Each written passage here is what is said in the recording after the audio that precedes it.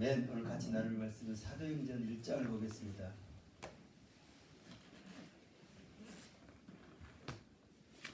사도행전 1장 6절부터 11절 말씀까지.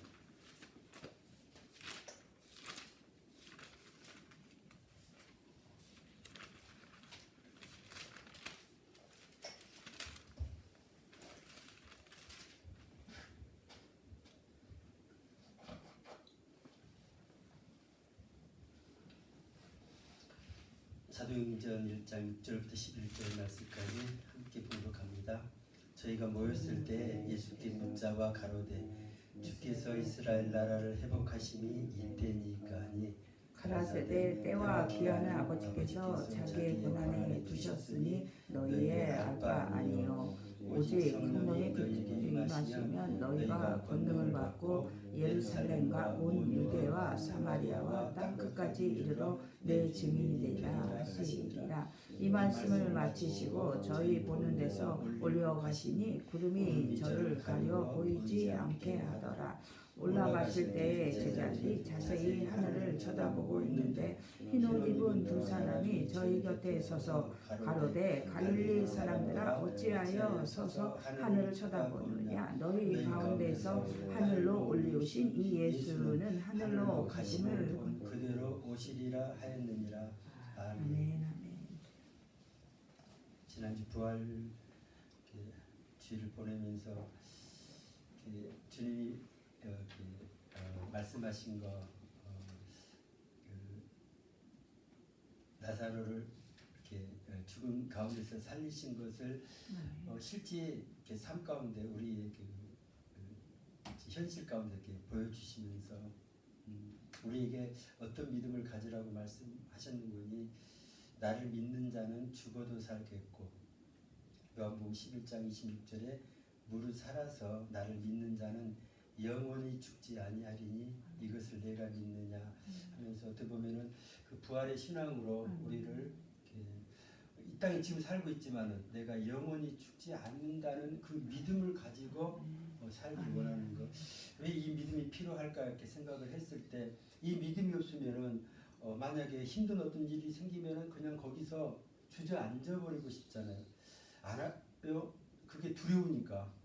특별히 그 죽음을 앞에 두고는 아무리 용감한 사람도 이 모든 게 끝나기 때문에 그 부분을 이렇게 넘어가지 못한 거에서 이제 주님이 약속하신 거 영원히 죽지 않는다는 그 약속이 믿어진 사람은 죽음을 앞에 놓고 그냥 넘어갈 수 있다는 거. 왠거니 사람들을 이제까지도 그렇고 모든 사람이 다 죽었지만은 주님이 죽었다가 다시 살아난 걸 봤기 때문에 또 그걸 말씀을 통해서 우리가 받았고 그걸 믿기 때문에 이제는 죽음을 두려움으로 보지 않고 내가 거기에서 무너지고 막 피하는 어떤 그런 쪽이 아니라 그걸 향해서 그냥 나아갈 수 있는 것. 죽어도 나는 영원히 사는 존재라는 것. 이런 걸 생각할 때 그 오뚜기가 생각이 납니다. 오뚜기는 넘어지는 거 걱정을 안 해요. 어떤 사람이 갔다가 내팽개쳐도 요즘에 이제 그런 장난감이 없는데 어떤 상황이든 다시 이렇게 일어서게 되는 거. 정말 나중에 보면은 그렇게 넘어뜨린 사람이 지칠 때까지 아무리 해봐야 이게 다시 일어나고 다시 일어나고. 그래서 우리의 이 부활 신앙을 갖는다는 거 정말 주님이 우리 가운데 그 부활을 이렇게 보여주신 이것은 엄청난 거라는 거. 우리로 하여금 어떤 환난을 당하거나 우리가 거꾸로 뛰임을 당해도 다시 하나님이 일으키신다는 이 믿음을 이렇게 소유하게 한다는 거. 이것은 이것을 이렇게 우리가 소유함을 통해서 세상 가운데 감당할 수 없는 것이 없다는 거. 그래서 이 믿음을 가진 사람들이 과거에 하나님께서 어떻게 보면은 이렇게 사람으로서 감당하기 힘든 일들을 이렇게 많이 말씀을 하세요. 근데 그럼에도 불구하고 그 전능하신 하나님이 믿어졌기 때문에 그들은 그걸 믿음으로 붙잡고 그걸 현실 가운데 그냥 하더라고요. 아브라함에게는 그렇게 100세 때 낳은 아들을 번제로 드려라 이런 이야기도 하시는데 하나님이 그 약속 정말 이 하나밖에 없는 이 아들이 죽어버리면은 그 자기 자손이 하늘의 별처럼 막 이렇게 많게 하시겠다는 또 열방이 그를 통해서 복을 받게 하시겠다는 이런 것들을 지킬 수가 없는 어떤 그런 부분인데 죽은 자 가운데 다시 살리실 그 하나님을 믿기 때문에 과감하게 하나님 앞에 드릴 수 있다는 거예요. 그래서 우리가 어떻게 보면은 아직 하나님 앞에 우리의 이렇게 모든 걸 드릴 수 없는 것은 그러한 온전한 믿음이 아직 이렇게 세워지지 못한 어떤 그런 부분이 있지 않겠나 이렇게 생각합니다. 그러나 하나님께서 지금 우리 가운데 내가 지금 믿음 없는 자리에 있기를 원치 아니하고 이제는 믿음 있는 자리에 말씀을 통해서 또 정말 하나님이 살아계심을 믿어질 때 그 믿음 있는 자리에 넘어갈 때 내가 하나님 앞에 더 많이 나를 드려지면 드려진 만큼 내가 많이 쓰임을 받은 쓰임만큼 우리는 하나님의 어떤 큰 역사를 보게 된 믿음의 사람으로 보여지는 것. 사실은 그 사람 다들 똑같은 사람이었더라. 모세도 그 나이 들어가지고 그 뭐 지팡이 하나 들고 뭐 하겠어요. 그렇지만 그와 함께 하시는 하나님을 믿기 때문에 그가 왕 앞에도 가가지고 하고 또 이렇게 정말 그를 통해서 막 10가지 재앙을 일으키게 하시고 정말 온 애굽이 이렇게 뒤집어지게 만들었던 그런 부분들. 사람으로 보면 아무것도 아니에요. 그냥 볼 때는 늙은 할아버지밖에 안 해요. 근데 그가 하나님을 향한 이 믿음을 가졌을 때 정말 엄청난 일을 했던 어떤 그런 것들을 보면서 사실 우리의 모습들이 세상에는 어떻게 비춰지는지 모르겠습니다. 그러나 우리 속에 세상 사람들이 알지 못한 게 있더라고요. 우리에게 어떤 믿음이 있는 건지. 겉으로 볼 때는 그냥 별 볼 일 없는 사람처럼 보이지만 어느 순간에 하나님께서 우리로 하여금 정말 그 믿음으로 강하게 세워짐을 하게 할 때 우리도 모르게 우리 속에서 하나님 주신 말씀들을 막 선포하게 할 것이며 다른 사람들을 위해서 기도해주고 치료도 하고 정말 초대교회에 일어났던 일들을 하게 될 것이라는 이런 확신이 듭니다. 그러면서 오늘 이 정말 부활절 이후에 그냥 그때 하나였던 그런 사건으로 끝날 어떤 그런 부분이 아니라 주님이 원하는 그 다음 것들을 주님은 주님의 일을 하셨어요. 주님은 정말 이 땅에 오셔가지고 우리가 제일 어려운 숙제를 해결하셨어요. 그 죽음의 문제, 죄의 문제를 해결하시고 사망 권세를 이기시 어떤 그런 부분들. 그러면서 이제는 우리에게 일을 맡겨주시는 그런 부분들. 그러면서 오늘 본문에 이런 말씀을 이렇게 하십니다. 그 제자들의 관심은 그래요. 주께서 이스라엘 나라를 회복하심이 이때이니까. 정말 어떻게 보면은 로마의 어떤 그러한 그 압정에서 거기서 그때 현실적으로는 그 회복되는 그것이 온통 관심사였을 수도 몰라요. 주님이 이제 오셨기 때문에 주님을 통해서 뭔가 이렇게 그 일이 이루어질 거라 이런 소망을 갖고 있는 어떤 그런 부분들. 근데 주님은 이렇게 말씀하세요.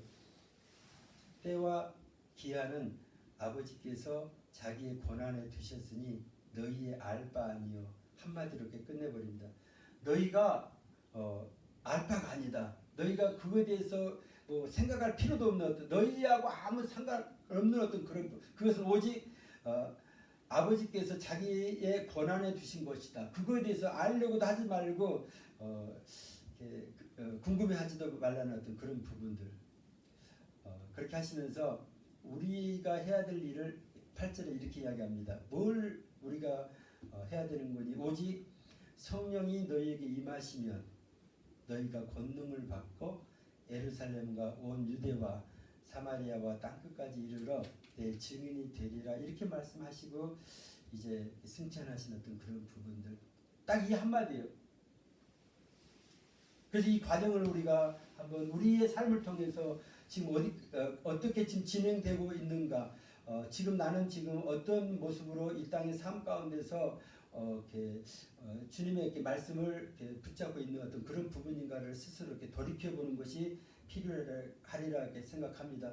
주님이 가시면서 예루살렘을 4절 말씀에 예루살렘을 떠나지 말고 내게 들은 바 아버지의 약속하신 것을 기다리라고 이렇게 하면서 요한은 물로 세례를 베풀었으나 너희는 맨날이 못되어 성령으로 세례를 받으리라 이렇게 약속하신 거예요. 그 성령 세례 그걸 위해서 그걸 기다리라는 거죠. 다른 것 막 뭔가 일 벌릴 그게 아니고 오직 한 가지만 이야기하신 거예요. 성령 받는 거 그것만 기다리라고 말씀하십니다. 그래서 성령이 너에게 임하시면은 어떤 일이 일어난 거니? 너에게가 권능을 받는다 이렇게 이야기를 합니다. 그래서 우리가 예수 안에 있으면서 죄사함의 어떤 세례를 이렇게 받고 정말 내가 믿음 가운데 들어왔는데 그때 성령께서 우리 안에 이렇게 임하신 거. 근데 정말 내가 성령이 임하신 어떤 그런 증거를 우리가 증거가 없으면요 우리는 그렇잖아요. 마음이 이렇게 확신이 없잖아요. 불안하죠. 내가 정말 성령을 받았나 이런 것 때문에 더 앞으로 나가지 못하는 어떤 그런 부분이 있더라고요. 그래서 우리가 성령을 받은 그 증거를 오늘 그 8절에는 이렇게 이야기합니다. 성령이 너에게 임하실 거라는 거. 근데 임하면 어떤 일이 일어나는 거니? 너희가 권능을 받게 된다 이렇게 이야기해요. 그래서 우리가 갖고 있는 우리가 할 수 있는 뭐 체력이라든지 아니면 우리 어떤 뭐 지혜라든지 아니면은 우리가 가지고 있는 어떤 뭐 이렇게 쌓아놓은 이렇게 뭐 재물이라든지 뭐 이런 것만 이렇게 붙잡고 있는 어떤 그런 부분이라면은 지금 성령께서 우리에게 임하시면은 우리가 알지 못하는 그런 권능을 받게 된다고 이렇게 이야기를 해요. 그래서 지금 이 권능을 받는 거 이것이 우리 성령이 우리에게 임하신 증거라는 거. 요즘에 그러니까 씨 뿌릴 때인데 그래가지고 저도 항상 농사하면서 다른 것보다도 그게 참 재밌어요. 그러한 그 씨앗이 싹이 나는 어떤 그런 부분들.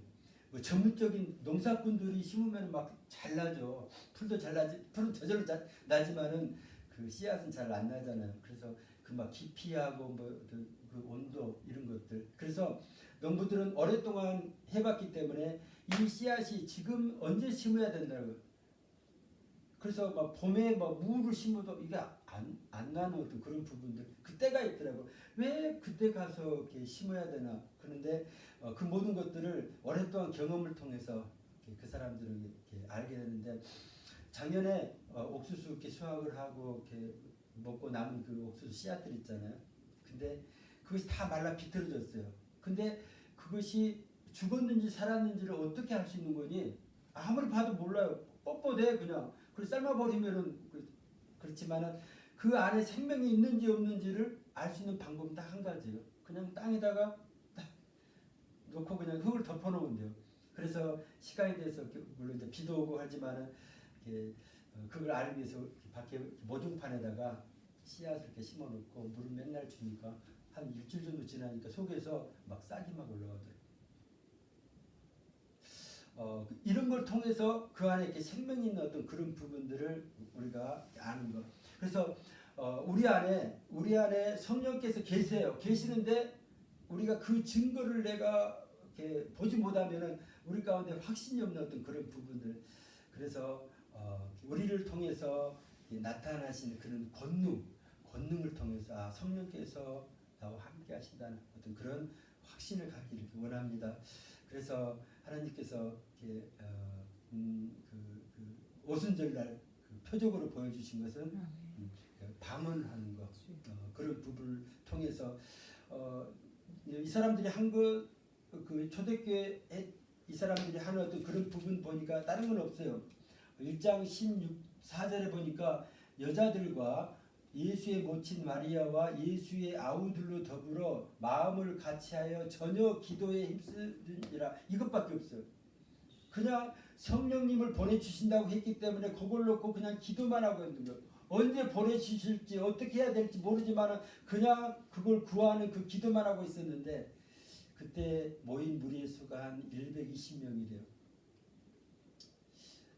그때 당시에 예수님한테 치료받은 사람도 엄청 많고 그때 막 이렇게 오병이의 기적을 행할 때 많은 사람들이 따라다녔던 예수님을 그 이스라엘 뭐 예루살렘뿐만 아니라 유대 쪽에 모르는 사람이 없을 정도로 많은 사람이 알 텐데 정작 성령의 약속을 기다린 사람은요 120명밖에 안 됐다는 거.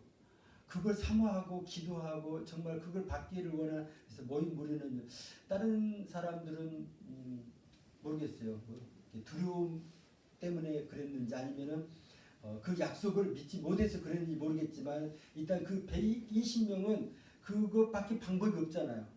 살 길이 그것밖에 없고 그 약속을 이렇게 믿기 때문에 정말 그 제자들과 함께 기도했던 어떤 그런 부분이지 않겠나 생각합니다. 근데 2장에 보니까 오순절 날이 이르렀을 때 똑같이 그냥 그때도 같이 모여서 기도하고 있는데 갑자기 하늘로부터 급하고 강한 바람 같은 소리가 있고 저희 앉은 온 집이 가득하고 불의 혀같이 갈라지는 것이 저희에게 보여 사람 위에 임하여 있더니 저희가 다 성령의 충만함을 받고 성령이 말하게 하심을 따라 다른 방언으로 말하기를 시작하니라. 막 이런 일들이 일어나는 주님 말씀하신 것처럼 성령이 너희에게 임하시면 너희가 권능을 받는다 이렇게 표현했는데 성령이 임하시니까 성령이 말하게 하시는 거 성령이 나타나게 하시는 어떤 그런 부분이 여기는 방언으로 나타났는데 다른 여러 가지 어떤 부분으로 우리 속에서 성령께서 일하시는 어떤 그런 부분 우리가 이렇게 성령님을 이렇게 마음을 이렇게 열어드렸을 때 우리를 통해서 일하게 하시는 어떤 그런 부분들 그래서 그것이 본능으로 나타나는 어떤 그런 부분들이라고 이야기를 합니다. 이렇게 되니까 문제는요. 주변 사람들이 난리가 나는 거죠. 그때 모인 막 경건한 유대인들이 천하 각국에서 이렇게 모였는데 8절에 보니까 우리 각 사람의 난고 방언으로 듣게 되고 각 나라 말로 막 다 듣게 되는 이 소리 이게 뭐냐 이거죠. 생전 처음 들어본 일을 성령의 권능이 나타나면은 세상 사람들이 이해하지 못할 그런 것들로 이런 표적이 나타날 것이라는 거예요. 그리고 11절에 그리스인과 아라비아인들이라 우리가 다 우리의 각 방언으로 하나님의 큰 일을 말함을 듣는도다 이렇게 말씀하면서 다 놀라며 의혹하여 서로 가는데 이 어찌 일이냐 이런 정말 궁금증이 생긴 그 부분들 또 어떤 사람은 또 꼭 그런 사람들이 있더라고요. 정말 이거에 대해서 막 궁금해하고 막 그런 사람도 있지만 또 다른 사람은 조롱하면서 저희가 새술에 취해가고 저러는구나. 그런데 그때 베드로가 이렇게 일어나서 지금이 이렇게 소리를 이렇게 높이면서 이야기를 이렇게 합니다. 그러면서 지금 현재 일어난 이 현상에 대해서 이것을 그 사람들은 막 이게 뭔지 궁금하고 하는데 그것을 성경을 통해서 딱 이야기를 해요. 지금이 제 3시니까 너희 생각처럼 이 사람들이 술에 취한 것이 아니다 하면서 16절에 이 현상이 뭔 거니 이는 곧 선지자 요엘로 말씀하신 거라면서 이미 성경에 말씀한 것을 말해주는 거예요. 하나님이 가라사대 말세에 내가 내 영으로 모든 육체에게 부어 주리니 너희의 자녀들은 예언할 것이요 너희의 젊은이들은 환상을 보고 너희의 늙은이들은 꿈을 꾸리라. 막 이런 구절을 이미 하나님께서 요엘 선지자를 통해서 말씀해 주셨는데 그때 사람들은 그런 말씀이 전혀 기대도 하지 않고 있는 어떤 그런 때에 베드로를 통해서 이 일이 바로 이런 것이라는 것을 알게 해주시고 깨닫게 해주시는 어떤 그런 부분들 가끔은 그렇습니다. 지금 어제도 이렇게 뒤에 산에 이렇게 올라가다 보니까 어떤 아주머니가 아들을 이렇게 같이 데리고 같이 산책하는데 그 아들이 조금 이상한가 봐요. 뭔가 막 이렇게 혼자 헛소리하면서 굉장히 착하게 생긴 애인데 막 이렇게 이상한 말을 하고 행동을 하니까는 그 엄마는 조금 사람들에게 그런 것을 보여주기가 싫어가지고 조금 막 이렇게 피하려고 하는 어떤 그런 부분인데 우리는요 그런 부분이 요거 정말 이렇게 성경에서 말하는 어떤 그런 부분들 어떻게 보면은 악한 귀신 들린 건 아니더라고요. 굉장히 친숙하게 막 대화도 하고 하는 친숙한 영인 것 같아요. 근데 그 영에 이렇게 붙잡혀 있는 어떤 그런 부분이라는 것들. 그래서 참 그 어머니 입장에서는 이러한 일들이 도대체 이게 뭐야? 이걸 모르기 때문에 병원에 가도 매일 약만 주고 어떻게 치료할 방법이 없잖아요. 그래서 안타까워하는 어떤 그런 부분들 해줄 수 있는 게 먹여주고 같이 그냥 있어주고 산책하고 이 정도밖에 할 수 없는 어떤 그런 부분들. 그래서 그들에게 정말 먼저 안 우리를 통해서 이런 사건이 이런 일들이 이렇게 성경에 이렇게 나타난 귀신 들린 어떤 그런 부분들 또 그것 때문에 힘들어하는 것들 그러한 것들이 예수 이름의 권세로 쫓겨나가게 되면은 그들이 그 억압에서 눌림 가운데서 포로된 데서 자유함을 얻게 되는 어떤 그런 부분이라는 것을 이렇게 선포하기 이렇게 원하시는 어떤 그런 부분들. 근데 아직까지도 우리가 생전 처음 본 사람, 지나가는 사람한테 그런 이야기를 하기에는 또 그들이 어떻게 받아들일지도 모르는 어떤 그런 부분이 있기 때문에 아직은 조심스러운 어떤 그런 부분이 있다는 것.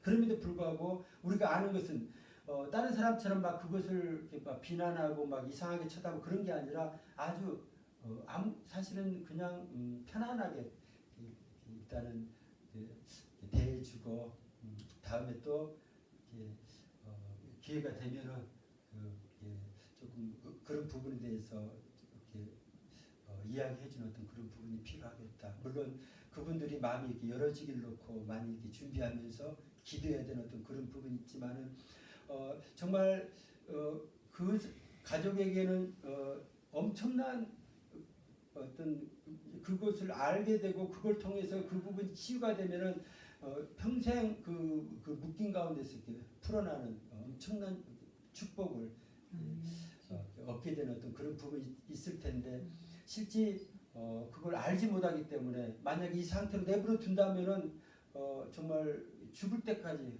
그런 것을 끌고 가야 돼요. 그냥 그런 삶을 살아야 되는 걸로만 생각하고 자기네들에게 왜 이러한 저주가 임했을까 막 이런 생각 가운데 다른 것들은 다 풍요하고 넉넉한데 그 묶인 가운데서는 자유를 누리지 못한 어떤 그런 부분이 있겠다 이런 것들을 이렇게 생각합니다. 옛날에도 마찬가지고 지금 이 땅에도 마찬가지고 정말 이렇게 악한 영들의 그 역사는 어떤 그런 부분들은 많이 있지만은 그들에게 과연 정말 주님이 이 땅에 오셔서 우리들에게 구원의 길을 열어주신 것처럼 세상 가운데 정말 그 복음이 이렇게 선포되어지는 것 조금 요즘에 와서 많이 이렇게 변질돼가지고 예수 믿으면은 그냥 이렇게 복을 받는 어떤 그런 쪽으로 많이 치우쳐진 어떤 그런 부분이 있다면은 이제는 이 복음의 어떤 그 중심 가운데 다른 그 모든 것보다도 중요한 것은 예수님께서 죽음 가운데서 다시 부활하셨다는 것. 그러면서 그 베드로가 쭉 나중에 설교한 그 내용 중에 이런 이야기를 합니다. 그 2장 31절에 보니까 미리 보는 다윗이 하는 말을 이야기하면서 미리 보는 거로 그리스도의 부활하심을 말하되 저가 음부에 버림이 되지 않고 육신이 썩음을 당하지 아니하시리라 하더니 이 예수를 하나님이 살리신지라 우리가 다 이 일의 증인이로다 이렇게 이야기하면서 하나님이 오른손으로 예수를 높이심에 그가 약속하신 성령을 아버지께 받아서 너희 보고 듣는 이것을 부어주셨느니라 딱 이렇게 결론을 내는 거예요. 지금 너희들이 지금 보는 이것이 이런 거라는 거. 그 하나님께서 예수를 다시 살리셨다는 거. 그래서 그 예수를 살리신 그 하나님이 살리시는 그거에 대해서 지금 우리가 증인이라고 자기네들이 그 부분에 대해서 증인이라는 것을 이렇게 이야기하고 그러면서 지금 보고 있는 이것이 그가 약속하신 성령을 아버지께 받아서 너희 보고 듣는 이것을 지금 부어주셨다 이렇게 증거합니다. 그러니까 그 사람들이 그렇게 이야기합니다. 37절에 베드로와 다른 사도들에게 물어 가로되 형제들아 우리가 어찌 알고 그 예수를 우리가 십자가 못 박아 죽였는데 마음에 찔려가지고 우리가 어찌 알고 했을 때 38절에 베드로가 이야기합니다. 너희가 회개하여 각각 예수 그리스도의 이름으로 세례를 받고 죄사함을 얻으라. 그리하면 성령을 선물로 받으리니 이 약속은 너희와 너희 자녀와 모든 먼데 사람 곧 우리 주 우리 하나님이 얼마든지 부르시는 자들에게 하신 것이라 이렇게 말씀합니다.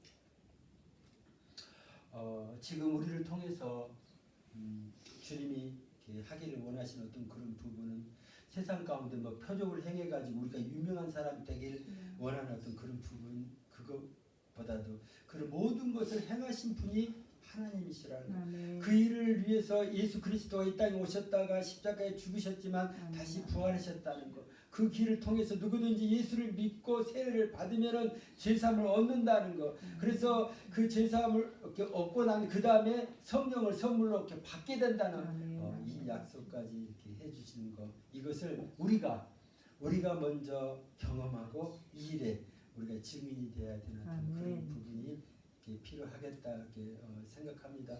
이걸 내버려 두면요, 가만 내버려 두면 내가 아무 말도 하나님께 내게 주신 은혜를 내가 그냥 가만히 묻어두면은 아까 그 옥수수 이야기도 했는데 작년에 그 먹다 남은 옥수수 씨앗이 이렇게 창고에 가득 있어요. 그래도 아무 소용 없어요. 그냥 말라 비틀어진 상태 그대로밖에 없어요. 근데 그걸 갖다 심으면은 거기서 또 새로운 옥수수가 생겨나고 정말 많은 열매가 맺힌 어떤 그런 부분이라는 것. 그래서 하나님께서 지금 우리를 이 땅 가운데 심어주기를 원하는 것 같아요. 어떻게 보면은 세상 가운데 우리가 조금 이렇게 주님이 십자가에서 죽으신 것처럼 우리로 하여금 우리의 생각과 우리의 그 모든 것을 다 그냥 이렇게 내려놓게 만드시는 어떤 우리를 세상 가운데 이렇게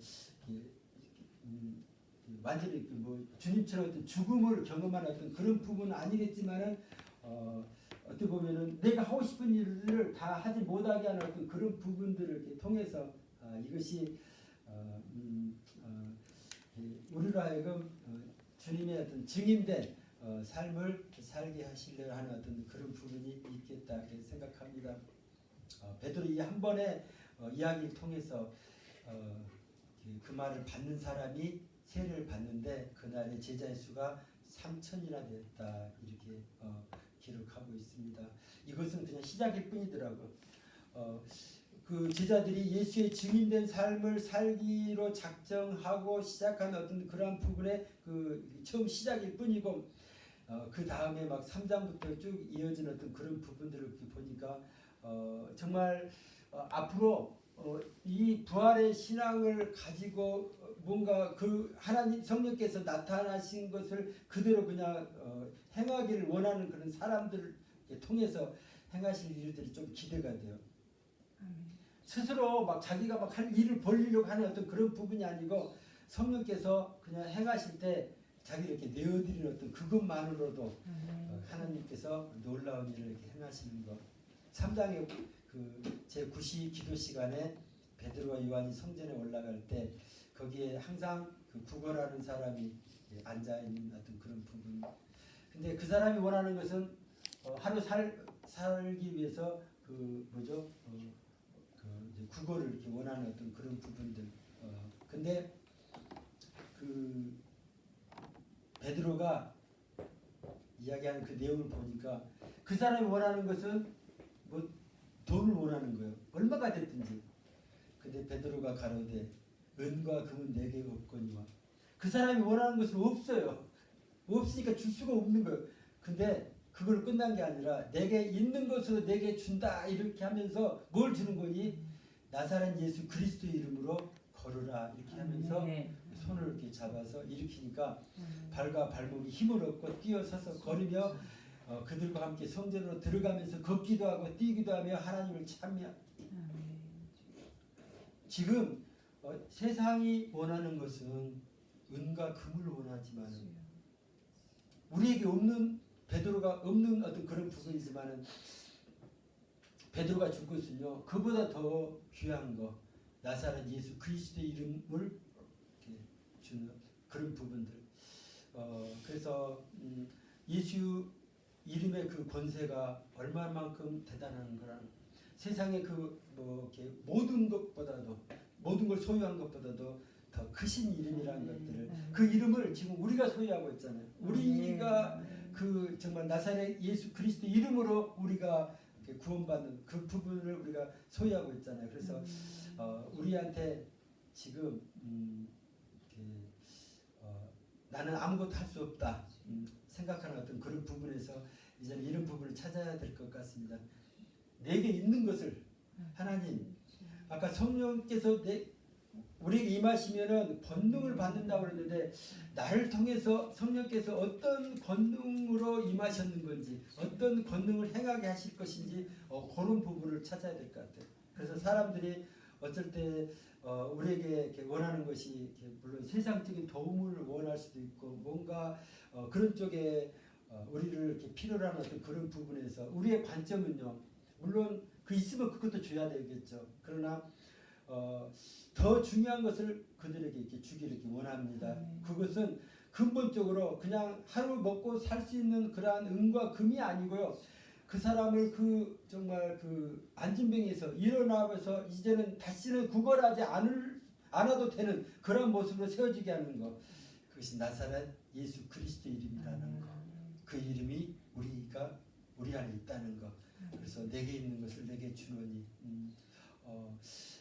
이거 우리가 전하는 이 복음이요 예수의 이름 이것이 그 사람이 그것을 어떻게 받느냐에 따라서 어떤 환경에 있든지 예수의 그 이름은요 그들 가운데 그 필요한 것들을 그들이 공급해 줄 것 같아요. 위로가 필요한 사람 위로를 줄 것이고 그들에게 정말 세상 가운데 어떤 억압이 있든지 거기에서 정말 이렇게 두려움이 있든지 그를 자유케 할 수 있는 권세가 있는 이렇게 예수의 이름이라는 것을 우리가 생각하고 어쩔 때는요 내가 예수 믿는 거 또 예수 이름만 주는 이것이 굉장히 아무것도 아닌 것처럼 아니면은 나를 통해서 성령께서 역사하시는 어떤 그런 부분들이 아무것도 아닌 것처럼 이렇게 생각되어질 어떤 그런 부분에서 이것은 엄청나게 귀한 거라는 것. 그 사람들이 생전 경험해 보지도 못하고 맛보지도 못할 것을 우리를 통해서 하나님께서 그들에게 새로운 생명을 주기를 원하고 새로운 소망을 주기를 원하는 어떤 그런 부분이라는 것들을 우리가 기억을 하면서 두려움과 조금 염려스러운 어떤 그런 부분이 있을 때 우리 입을 열어서 예수의 이름을 선포하고 예수님의 그 부활하심과 또 그들에게 주시기를 원하시는 어떤 그런 부분을 한번 그 증인된 삶이라고 그러잖아요. 그런 삶을 이렇게 살기를 원합니다. 그랬을 때 우리 주변에 정말 우리가 생각지도 못한 세상적으로 잘 나가는 그런 사람이라 하지만은 영적으로는 굉장히 눌린 가운데 정말 예수님을 몰라서 어디가 길인지를 모르는 많은 사람들 그래서 막 헤매고 있는 그런 많은 사람들을 우리는 이렇게 쉽게 만날 수 있지 않겠나 이렇게 생각합니다. 제일 어려운 게 그건 같아요. 생전 모르는 곳에 가가지고 길을 모르면요. 아무리 많은 돈이 있어도 어디 가서 뭘 사 먹어야 될지도 모르고 도대체 어디 가서 잠을 잘 수 있는 이거 길을 모르면요. 그래서 제가 전에 장안평에 있을 때도 제일 이렇게 물론 이제 많은 사역을 하면서도 그것보다 재밌는 사역이 뭔 거니 장안평 거기에서 그 큰 길가에 장안평역에서 이렇게 사람들이 이렇게 나오는 거기에서 이제 우연히 지나가다가 만나는 그 할머니들 그 장안평역의 출구가 한 7개인가 8개인가 돼요. 근데 어느 쪽으로 나왔느냐에 따라서 이 사람은 모르는 거예요. 방향을 모르는 거예요. 잘못하면요 아주 거꾸로 막 엉뚱한 방향으로 계속 갈 수밖에 없어. 모르니까 지금 그 사람을 만나 장안평역에서 내려가지고 어디로 나오라고 했는데 이거 잘못 나온 거예요. 나와가지고 헤매는 거예요. 이거 어디로 가야 돼요? 그 당장 눈에 보이는 건 아니잖아요. 그래서 거기 이제 조금 오래 살았기 때문에 소방서 가려면 어디 가요? 그러면 이쪽 말고요 저쪽 출구 쪽으로 가시면 그거 하나 갈게. 그 사람 그거 하나 때문에 그 사람은요 그 하루 종일 헤맬 수밖에 없고 잘못하면은 길을 잃을 수밖에 없는 어떤 그런 부분에서 그 길을 알려준다는 어떤 그런 거. 이것이 나한테는 너무 쉬운 거예요. 나는 알고 있기 때문에 요리 가면 돼요. 이거 한마디만 해주면 되는데 가끔은 그런 사람이 있더라고요. 너무 바빠요 사람들이. 지하철 막 출근 시간도 그렇고 너무 바쁘니까 그 할머니한테 말하는데 그걸 조근조근 들어서 길을 알려주려고 하는 그 시간 뭐 10분이 됐든지 5분이 됐든지 그 시간 여유가 없는 거예요. 됐어요 할머니하고 막 그냥 가기 바쁜 거예요 막. 그래서 하나님께서 그래도 시간적 여유를 주셔가지고 이렇게 가시면 된다는 거 그거 그렇게 알려주시고 근데 그리고 또 뒤돌아봐요. 제대로 가고 있나? 그 할머니 어떻게 하는지 아세요? 또 딴 사람한테 또 물어봐요. 왜요? 지난번 한번 누구한테 물어봤더니 저 어디 가라고 그러고 누구한테 물어봤더니 저 완전히 반대 방향으로 자기는 그 방향이 맞다고 생각하고 알려줬는데 엉뚱하게 알려준 거야. 그래가지고 그 헤맸기 때문에 두세 사람한테 꼭 물어보고 맞은 길로 이렇게 확인하고 가는 어떤 그런 부분들을 보면서 세상에 지금 이렇게 특별히 이렇게 세상에 병원에서 고칠 수 없는 어떤 질병 가운데 힘든 사람들 서로 막 이것이 좋다 먹어라 또 하는 어떤 그런 부분들이 있는데 많은 사람들이 정말 하나님을 통해서 치료받는 어떤 그런 길에 대해서는 알지 못한 것들을 이렇게 생각하면서 예수 믿는 사람들이 굉장히 많이 있지만은 누구 한 사람 그쪽 길을 과감하게 이렇게 이야기해주고 정말 하나님이 하실 수 있음을 치료하신다는 어떤 그런 부분을 선포하지 못한 것들을 이렇게 생각하면서 지금 오늘날에 예수 믿는 사람들까지도 이제는 많이 영적으로 확신이 없는 어떤 그런 부분들, 눌려 있는 어떤 그런 부분들이 있겠구나. 그래서 다른 사람을 이렇게 치료하는 어떤 그런 쪽에 이렇게 나아가지도 못할 뿐만 아니라 자기 자신도 어떻게 가야 될지 그 부분도 몰라가지고 헤매는 어떤 그런 부분이 많이 있겠구나 이런 것들을 이렇게 생각하면서 오늘 이렇게 말씀을 통해서 우리가 정말 그 베드로가 그 안진뱅이를 이렇게 일으킨 어떤 그런 사건이 초대교회에 그때만 일어나는 어떤 그런 부분이 아니고 정말 성령께서 우리에게 임하시면은 이런 일들이 그냥 보편적으로 이렇게 일어나는 어떤 그런 부분이라는 것들을 우리가 이렇게 믿음으로 이렇게 붙잡기 이렇게 원합니다. 그래서 가끔은 다른 사람들이 이렇게 이상하게 생각할 어떤 그런 부분이 있다 할지라도 그래도 믿음으로 한번 그 길을 이렇게 붙잡고 어떻게 하든지 그 길을 내가 뚫어야 돼요. 하나님께서 약속하신 것을 내가 한번 해봐야 돼요. 그래서 나도 할 수 있다는 어떤 그런 부분들. 그래서 오늘 옥수수를 몇 개 나눠줄게요. 가서 집에 아무 땅에나 한번 심어보세요. 내가 심어도 이게 싹이 나느냐? 나더라고요. 아무나 심어도 나더라고요. 뭐니? 내가 하는 게 딱 한 가지예요. 그냥 요걸 들고만 있지 않고 땅에다가 심고 물만 주면 돼요. 그러면은 자라게 하시는 분은 하나님이시더라고요. 하나님께서 지금 우리에게 성령을 부어주시고 우리로 하여금 이제는 믿음으로 선포하고 다른 사람을 위해서 오늘 그 베드로가 이야기한 것처럼 내게 있는 것으로 내게 주노니 나사렛 예수 그리스도 이름으로 걸으라. 딱 그 한마디 하는. 그래서 예수 이름으로 질병이 있는 사람, 영적으로 이렇게 눌린 가운데 있는 사람, 세상 가운데 이렇게 많이 힘든 사람을 향해서 우리가 할 수 있는 거 오직 한 가지, 예수 이름으로 선포하며 기도하는 것. 이거 대단한 용기가 있는 것 같아요. 그래서 하나님께서 그런 믿음을 우리에게 허락해 주실 줄 믿습니다. 어쩔 때 뭐 다 되는 거 아닐 수도 있어요. 어떤 사람은 믿음이 없어서 그냥 이렇게 그걸 거부할 수도 있어요. 그럼에도 불구하고 그 일들을 이렇게 선포할 때 하나님께서 우리로 하여금 정말 이 안진병이 일어나서 하나님을 찬미한 것처럼 우리도 놀라운 일을 경험하게 해 주실 줄 이렇게 믿는 것입니다. 이 한 사람이 일어나 걷는 이 사건을 통해서요. 나중에 그 3장 그 뒤편에 보니까는 막 다 뒤집어지는 거예요. 그 안진병이 일어난 그 사람이요. 베드로와 요한을 붙잡아요. 이 사람 때문에 나섰다. 그러니까 모든 사람들이 놀라가지고 솔로몬 행각에 이렇게 다 모이는 거예요. 베드로와 요한이 막 대단한 사람으로. 그러니까는 베드로가 뭐라는 거지? 이스라엘 사람들아 이 일을 왜 기이 여기느냐. 사실은 엄청난 일이잖아. 안진병이 일어났으니까 엄청난 일을 해놓고 왜 이걸 이상하게 여기느냐 그러면서 이렇게 이야기합니다. 우리 개인의 권능과 경건으로 이 사람을 걷게 한 것처럼 왜 우리를 주목하느냐. 우리가 대단한 사람이 아니다 이거죠. 그러면서 15절에 하나님이 죽은 자 가운데에서 살리셨으니 우리가 이 일의 증인이로다. 정말 정말 이스라엘 사람들이 예수님을 십자가에 못 박혀 죽였는데 하나님이 죽은 자 가운데서 달리 살리셨는데 우리가 이 일의 증인이로다 이것을 또 강조해요. 아까도 우리는 그냥 증인이다. 우리가 권능이 있어갖고 막 살리고 막 이런 게 아니고 우리는 단지 하나님이 예수를 죽은 자 가운데 살리셨는데 그 일에 대해서 우리가 증인이다.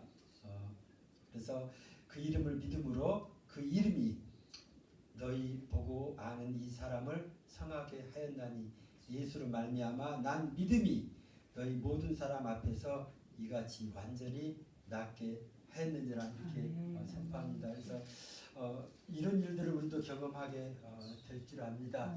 그 사람들을 통해서 정말 이렇게 예수를 죽은 자 가운데 살리신 그 하나님이신 것을 우리를 이렇게 증거하게 하나님께 영광 돌리게 하신 어떤 그런 부분들. 그래서 마지막에 이렇게 당부를 합니다. 그러므로 너희가 회개하고 19절에 돌이켜 너희 죄 없이 함을 받으라. 이같이 하면 유쾌하게 되는 날이 주 앞으로부터 이를 것이요 또 주께서 너희를 위하여 예정하신 그리스도 곧 예수를 보내시리니 하나님이 영원 전부터 거룩한 선지자의 입을 의탁하여 말씀하신 바 만유를 회복하실 때까지는 하늘이 마땅히 그를 받아들이라 이렇게 이야기를 합니다. 항상 좋은 일만 있는 건 아니더라고요. 시간이 많이 지났는데 조금 더 지나가면은 이런 일들을 하면은 다 모두가 환영하는 어떤 그런 부분이어야 되는데 꼭 그 부분에 대해서 방해하는 사람들 있잖아요. 사장에 보니까 사도들이 백성에게 말할 때 누가 방해를 하는 거니? 제사장들과 성전 맡은 자와 사두개인들이 백성을 가르침과 예수를 들어 죽은 자 가운데서 부활하는 도 전함을 싫어하는 거예요. 이것 좀 하지 말아라. 백성 가르치는 것도 예수 부활 이거 전하는 거 이거 하지 말아라고. 누가요? 정말 이렇게 하나님을 섬기는 제사장들과 성전 맡은 자 사두개인들 뭔가 하나님 앞에 정말 열심히 있는 그 사람들이 제일 싫어하는 거예요. 근데 베드로가 성령이 충만하니까 8절에 이렇게 이야기합니다. 백성의 관원과 장로들아 만일 병인에게 행한 착한 일에 대하여 이 사람이 어떻게 구원을 얻었느냐고 오늘 우리에게 질문하면 너희와 모든 이스라엘 백성들은 알라. 너희가 십자가에 못 박고 하나님이 죽은 자 가운데서 살리신 나사렛 예수 그리스도의 이름으로 이 사람이 건강하게 되어 너희 앞에 섰느니라 이렇게 담대하게 그들에게 이렇게 선포하는 어떤 그런 부분들. 사실 그 사람들이 볼 때 베드로와 요한이 뭐 공부를 많이 한 것도 아니잖아요. 13절에 본래 학문 없는 범인으로 알았다가 정말 그 말하는 것이나 그 행하는 능력을 보고 정말 이렇게 놀라는 어떤 그런 부분들. 그래서 14절에 보니까는 공회에서 나가라 쫓아내버리는 어떤 그런 부분들. 어떤 방법이 없는 거예요. 표적이 막 나타나고 백성들 막 따르고 그 눈에 표적이 나타나니까 자기네도 부인할 수 없는데 그걸 자기네들은 따를 수 없는 어떤 그런 부분들. 그래서 저희를 이렇게 위협한 다음에 이후에는 이 이름으로 아무 사람에게도 말하지 말아라. 다시는 예수의 이름으로 그 정말 그 부활하는 그 도를 전하지 말아라고 이렇게 이야기하는데 베드로와 요한은 그렇게 이야기합니다. 하나님 앞에서 너희 말 듣는 것이 하나님 말씀 듣는 것보다 옳은가 판단하라. 우리는 보고 들은 것을 말하지 아니할 수 없다 이렇게 이야기합니다.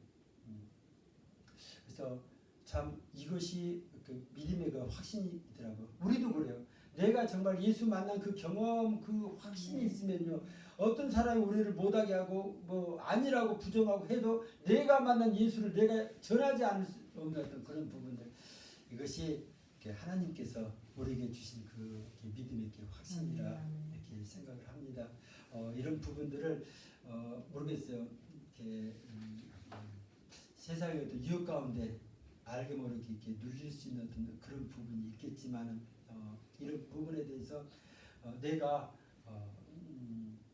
내 스스로 이렇게 세움을 받기를 위해서 이러한 이렇게 유혹 가운데 굴하지 않기를 이렇게 원하고 이걸 놓고도 기도하기를 이렇게 원합니다. 그 제자들이 이런 그 유혹을 이렇게 향해서 그들이 이렇게 기도했던 기도 내용이 29절에 나옵니다. 주여 이제도 저희의 위협함을 하감하옵시고 또 종들로 하여금 담대히 하나님의 말씀을 전하게 하여 주옵시며 손을 내밀어 병을 낫게 하옵시고 표적과 기사가 거룩한 종 예수의 이름으로 이루어지게 하옵소서. 이렇게 했더니 빌기를 다음에 모인 곳이 진동하더니 우리가 다 성령이 충만하여 담대히 하나님 말씀을 전하니라 이야기를 합니다. 그래서 이러한 그 유혹 가운데 또 이렇게 뭔가 내가 감당할 수 없는 어떤 그런 상황 가운데서 하나님께서 우리에게 원하는 것은 그때 또 기도하라는 거. 그래서 성령이 부어지면은 그들이 다시 또 권능을 받고 충만함을 통해서 담대해진 어떤 그런 부분들. 그래서 33절에 보니까 사도들이 큰 권능으로 주 예수의 부활을 증거하니 우리가 큰 은혜를 얻었다고 이야기를 하고 있습니다. 우리 가운데 있는 것으로 나눠주기를 이렇게 원한다는 것, 하나님께서 각자에게 주어지신 어떤 그런 부분들, 믿음의 분량 따라서 성령이 나타나게 하시는 어떤 그런 부분을 주신 것. 근데 내게는 아무것도 주신 것이 없다고 생각이 나거든. 하나님, 그 야고보 사도는 이렇게 이야기합니다. 야고보 1장 5절에 너희 중에 누구든지 지혜가 부족하거든 모든 사람에게 후히 주시고 꾸짖지 아니하시는 하나님께 구하라 그리하면 주시리라. 그래서 없어도 상관하지 말으래요. 없으면 구하라고 말씀하시고 있으면 나눠주라고 말씀하시고, 그래서 내게 없는 것 갖고 막 억지로 하려다 보니까는 안 되는 어떤 그런 부분에서 이제는 내게 있는 것으로 하나님께서 나로 하여금 경험하게 해주신 어떤 그런 많은 부분들이 사실은 내게 있는 거더라고. 그 경험이라는 것이 엄청난 거더라고. 저쪽에 한숲 쪽에 그 농장에 혼자 제가 이렇게 농사 짓는다고 막 끙끙거리고 있으니까 그 주변에 할아버지가 그 산 주변 산책하면서 꼭 한 번씩 물어봐요. 무엇이냐고 이렇게 궁금해가지고. 그래서 제가 지금 감자도 심고 옥수수도 심고 하는데 사실은 그 밭을 막 갈아 엎어야 되잖아. 로타리도 있어야 되는데 트랙터가 없으니까 그걸 이렇게 갈아엎지 못하고 지난번에 관리기 또 이렇게 고쳐놨는데 또 조금 다르더라고. 밑에 발이 땅을 막 파내는 그런 발이 아니고 그 두둑만 만드는 어떤 그런 것만 있어가지고 잘 안 파져요. 그래가지고 그것 갖고 어떻게 다른 걸 이렇게 사서 해야 되나 고민하고 있었는데 그 할아버지 한참 이야기하다가 그 할아버지한테는 경운기가 있어요. 옛날 한 몇십 년 동안 썼나 봐요. 경운기에 달려있는 노타리가 있다고. 나이가 80 훨씬 넘었는데 그걸 이렇게 한참 이야기하다가 제가 그래서 할아버지 그것 좀 어떻게 그 경운기 있는 노타리 그 날만 좀 뽑아갖고 빌려달라고 그랬더니 그거 뽑을 수 없는 거래. 딱 같이 한꺼번에 붙어있다 그러면서 그래요?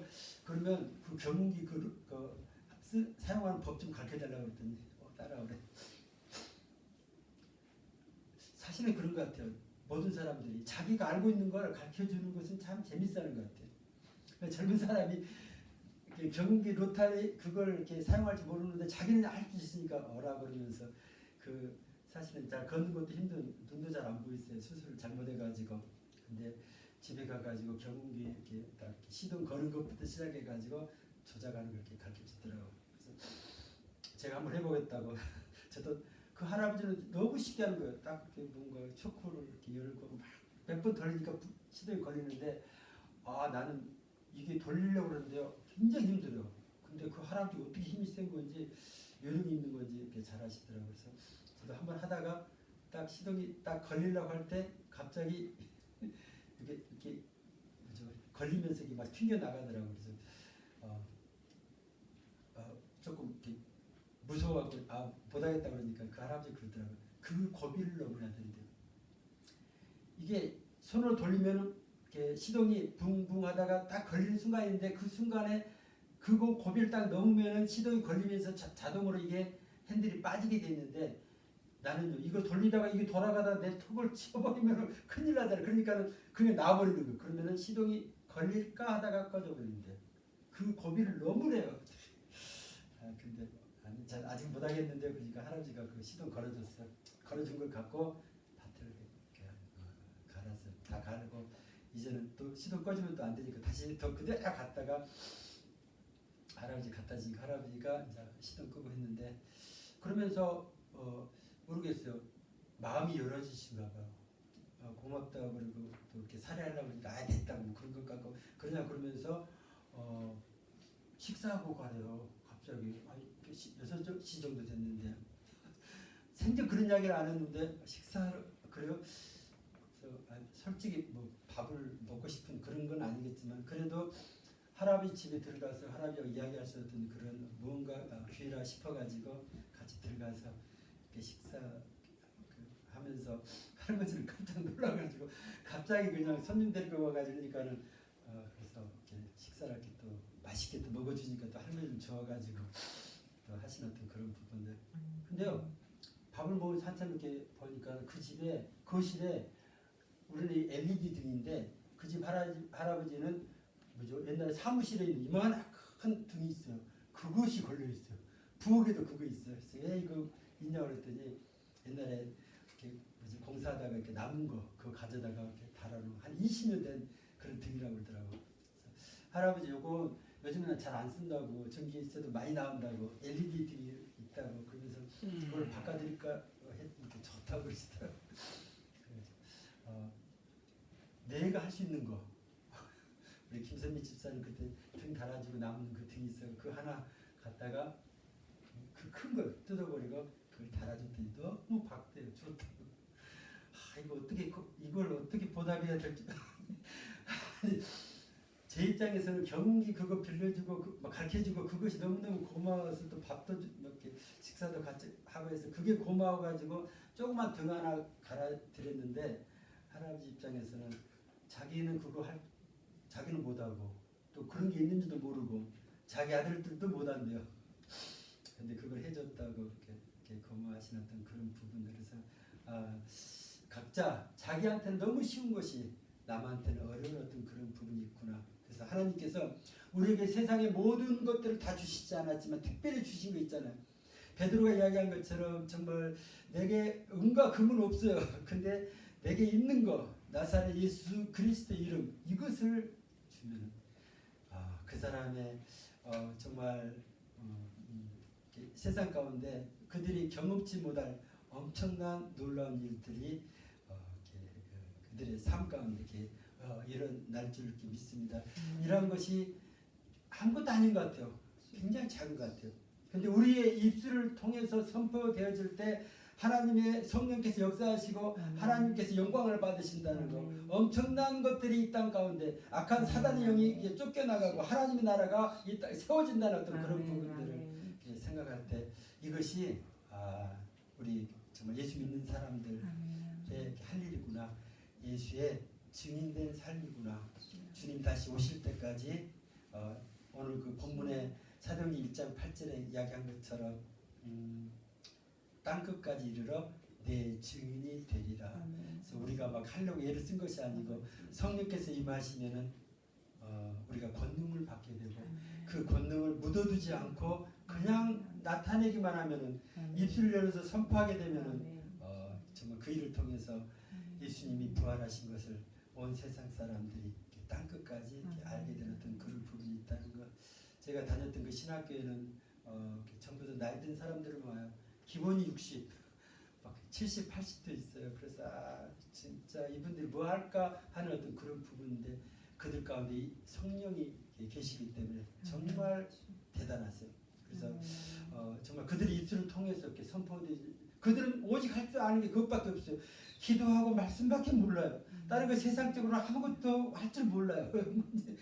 늦게서 예수 막 이렇게 만나가지고 정말 하나님 앞에 순종 안 한다고 엄청 두드려 맞고 이런 거 정말 세상적인 거 다 잃어버리고 마지막에 이제 뭐 공부도 못하고 뭐 그러는데 정말 이렇게 신학을 하게 해서 주의 종으로 이렇게 세움받기 위해서 할 줄 아는 게 그것밖에 없어. 하나님 아무것도 없어. 내가 할 줄 아는 게 아무것도 없는데 오직 할 줄 아는 게 기도하고 말씀 전하는 거 이것밖에. 근데 그 일을 통해서 엄청난 하나님께 이렇게 일을 하시는 것들을 이렇게 보면서 이것은 정말 마지막 때 예수 믿는 사람들이 회복해야 될 어떤 그런 부분이고 결코 놓쳐서는 안 될 어떤 그런 부분이다. 지난주 부활절 이렇게 지나면서 그것이 하나의 절기로 끝나는 것이 아니라 이것이 주님 오실 때까지 계속 져야 되는 어떤 그것이 우리 이렇게 믿는 자가 이렇게 해야 되는 어떤 그런 부분이겠다 이렇게 생각을 합니다. 기도하겠습니다.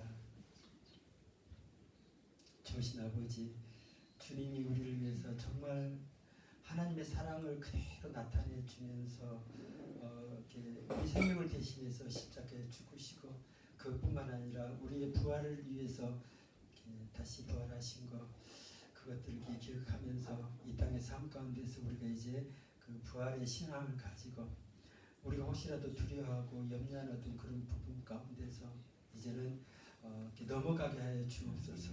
예수의 증인된 삶을 사는데 세상의 어떤 그 억눌림과 위협과 방해하는 어떤 그런 부분에서 내가 이제는 다시 한번 이렇게 말씀을 이렇게 붙잡고 하나님께서 내게 명하신 것을 내가 어찌하든지 감당하려고 하는 믿음의 사람으로 세워지게 주님 축복하여 주옵소서.